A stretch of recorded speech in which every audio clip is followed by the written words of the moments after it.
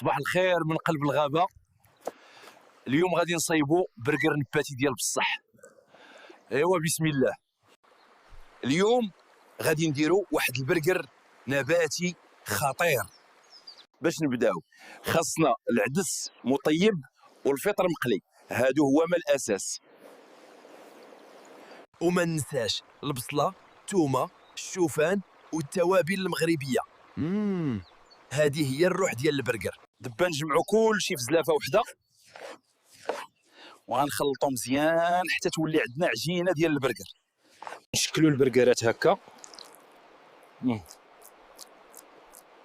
كبار وكيعجبوا العين. سمعوا داك الرنين.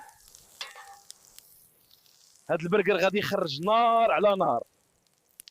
نديرو شويه خس، مطيشه، بصله ونسكروها بالصوص. واع هادشي يفتح النفس.